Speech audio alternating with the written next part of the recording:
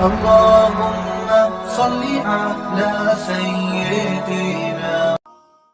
اور یہ ایسا مبارک مہینہ ہے جس میں مومن کا رزق بڑھا دیا جاتا ہے. روزہ کھانا بچانے کے لیے، یہ اخراجات کم کرنے کے لیے نہیں ہے، بلکہ اس میں آپ کا رزق اور بڑھ جاتا ہے. ایسی ایسی نعمتیں کھانے کو ان لوگوں کو بھی نصیب ہو جاتی ہیں عام دنوں میں جو ان کا مقسوم نہیں ہوتی. دسترخوان لگتے ہیں، افطاریاں ہوتی ہیں، سحری کے لمحات ہوتے ہیں. کوئی کسی کو ویسے کھانا کھلائے تو اس دسترخوان پہ کھانے کے لیے آنا اس کا اور رنگ ہوتا ہے.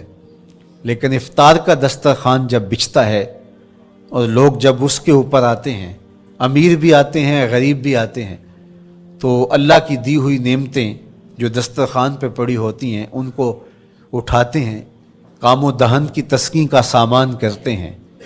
عزت نفس بھی مجروح نہیں ہوتی اور طرح طرح کی نعمتیں کھانا بھی دستیاب ہو جاتی ہیں. تو یہ ایک مہینہ ہے مواسات کا، اس میں رزق بڑھ جاتا ہے. غرباء تک بھی اللہ کی نعمتیں وہ پہنچتی ہیں جو عام دنوں میں ان کو میسر نہیں ہوتی. اور امراء بھی نعمتوں کا لطف لیتے ہیں، نعمتوں کا مزہ انہیں آتا ہے، اس لیے کہ بھوک کاٹنے کے بعد جب ان کو نعمت میسر آتی ہے تو پھر انہیں احساس ہوتا ہے. جو شخص ہر وقت سیراب رہتا ہے تو اس کو کیا پتا کہ شدید بھوک کے بعد کھانے کا لطف کیا ہوتا ہے. سخت پیاس کے بعد میٹھا اور ٹھنڈا مشروب جب رگوں کو تر کرتے ہوئے معدے تک پہنچتا ہے تو اس کی تراوت، اس کی ٹھنڈک، اس کی لذت، اس کا کیف و سرور، اس کی عذوبت کس طرح راحت بخشتی ہے. اسی لیے میرے اور آپ کے آقا و مولا نے ایک دوسرے مقام پہ ارشاد فرمایا، للصائم فرحتان، فرحۃ عند فطرہ و فرحۃ عند لقاء ربہ. روزے دار کے لیے دو خوشیاں ہیں. ایک خوشی اسے تب ملتی ہے جب وہ روزہ افطار کرتا ہے، وہ لمحے مسرتوں کے ہوتے ہیں، ایک روحانی احساس ہوتا ہے. اتنا لمبا دن، اتنا سخت دن، گرمی کی شدت، مالک تیرا شکر ہے لمحہ اختتام پہنچا اور یہ اتنا لمبا دن تیرے حکم کی تعمیل کرتے ہوئے بسر ہو گیا. ایک تو روزہ کھولتے ہوئے وہ ایک سرشاری ہوتی ہے، وہ ایک لذت ہوتی ہے، روحانی تسکین ہوتی ہے. آج کل وہ افطار کے دسترخوان لگتے ہیں تو جس طرح ہمارے سارے معاملات جو ہیں وہ ملوث ہو گئے ہیں ریا سے، تصنع سے، اس طرح افطار بھی ایک فیشن کے طور پہ فروغ پا رہی ہے. تو اس میں امراء کو اور شخصیات کو بلایا جاتا ہے اور ایسے لوگ کثرت کے ساتھ ہوتے ہیں جن کا روزہ بھی نہیں ہوتا. تو پھر ظاہر ہے رسماً تو اتنی دیر تک وہ کچھ نہیں اٹھا سکتے جب تک اذان کی آواز نہیں آتی، افطار کے لمحے نہیں آتے.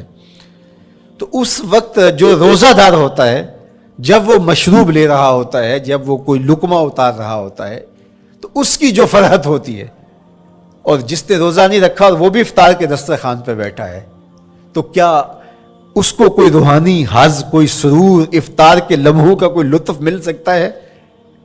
وہ بیچارہ کتنا بے چین ہوتا ہوگا کہ یہ شخص ہے کمزور ہے، سارا دن مزدوری کر کے آیا ہے اور اس کا بھی تو سارا دن گزر گیا بھوک اور پیاس سے، اور میں صحت مند ہوں اور سارا دن ٹھنڈے ماحول میں رہا ہوں اور مجھے توفیق نہیں ملی. تو وہ گھونٹ کتنے مشکل اس کے لیے ہوتے ہوں گے. اور روزہ دار کے لیے کس قدر وہ آسودہ بخش لمحے ہوتے ہیں کہ جب اس کو یہ مسرت ہو رہی ہوتی ہے کہ مالک تیرا شکر، گرم موسم، زبان کانٹا، حلق خشک، اور تو نے تکمیل تک لمحے پہنچائے اور میرا دن خیریت سے گزر گیا. تو وہ اس کے لیے ایک خوشی کا لمحہ، روحانی مسرت کی کیفیت. اور دوسری کہ جب وہ ٹھنڈا اور میٹھا مشروب، سارے دن کی سوکھی ہوئی زبان اور خشک حلق، اور انسان کی جو ہے وہ رگیں بھی، انتڑیاں بھی خشک ہو چکی ہوتی ہیں، تو ٹھنڈا اور میٹھا مشروب جب انسان کے معدے کی طرف بڑھ رہا ہوتا ہے، زبان بولے نہ بولے، ایک ایک رواں اللہ کی حمد بول رہا ہوتا ہے، اور تشکر انسان کے رگو ریشہ سے ادا ہو رہا ہوتا ہے، اور اس کی کیفیت، اس کی سرشاریاں، اس کی لذتیں وہ دیکھنے کی ہوتی ہیں. تو کہا للصائم فرحتان، روزے دار کو تو ایک فرحت اس وقت ملتی ہے عند فطر ہی، جب وہ روزہ کھولتا ہے، روحانی فرحت بھی، جسمانی فرحت بھی.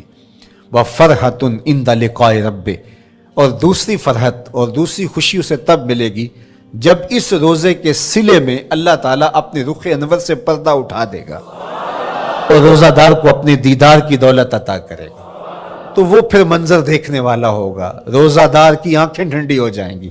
اصل افطار تو وہ ہوگی نا، اللہ اکبر، اصل تو شربت دیدار ملے گا جو روح کی پیاس بجھا دے گا، جو من کی بھوک مٹا دے گا. تو کہا للصائم فرحتان، فرحۃ عند فطرہ وفرحۃ عند لقاء رب. روزہ دار کے لیے دو خوشیاں ہیں. ایک خوشی وہ ہے جب اس کے جسم کی پیاس بجھتی ہے، اور ایک خوشی تب ملے گی جب روح کی بھوک مٹے گی، جب من کی پیاس بجھے گی، اور پھر وہ سرشاریوں کے عالم میں دیکھتا ہی چلا جائے گا، اور وہ سیراب ہی نہیں ہو پائے گا کہ میں ان دو آنکھوں سے دیکھ رہا ہوں، کاش کے لو لو دے مڈ لک لک چشمہ، ایک کھولا تے ایک کجا ہوں. وہ اس آرزو میں ہوگا کہ میرا رواں رواں آنکھ بن جائے اور میں اس دیدار سے فیضیاب ہوتا چلا جاؤں. تو وہ کیا لمحے ہوں گے، وہ کیا گھڑیاں ہوں گی، وہ کیا ساعتیں ہوں گی.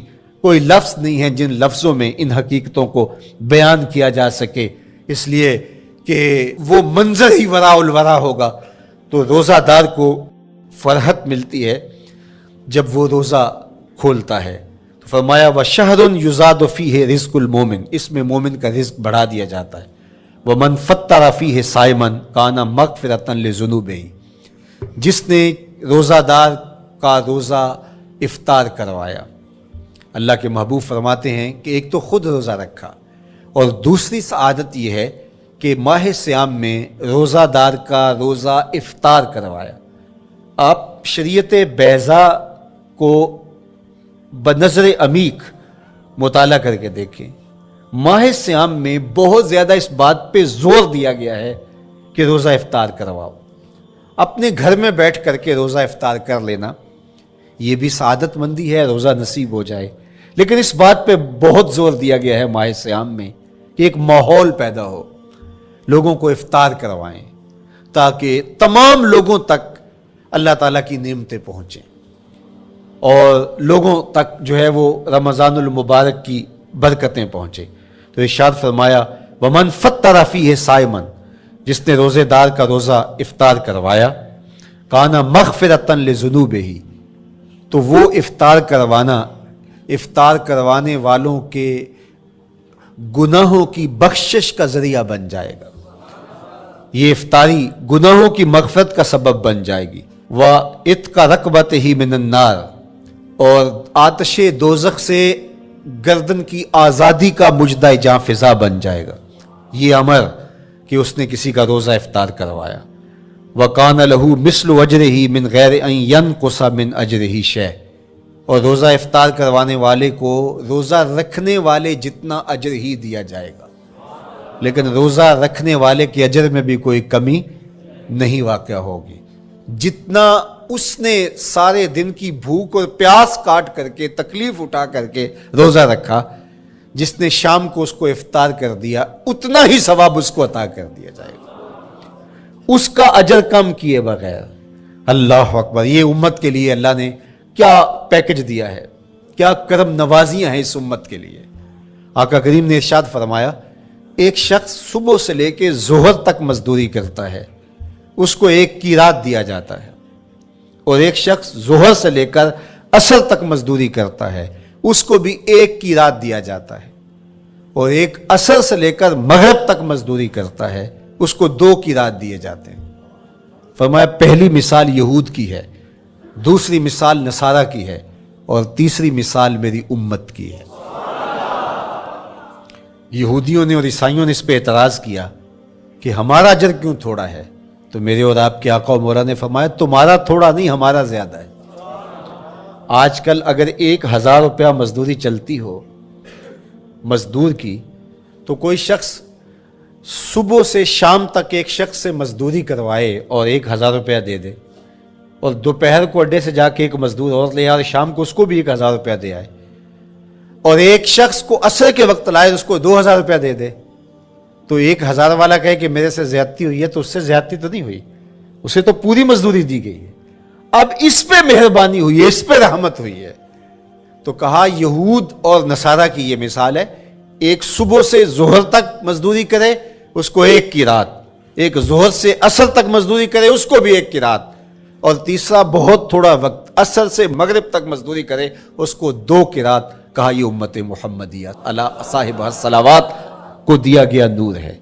تو ایک شخص نے سویر سے لے کر شام تک روزہ رکھا، بھوک کاٹی، پیاس کاٹی، سخت شدت کی گرمی سہی، اور ایک شخص نے شام کے وقت اس کو روزہ افطار کروا دیا۔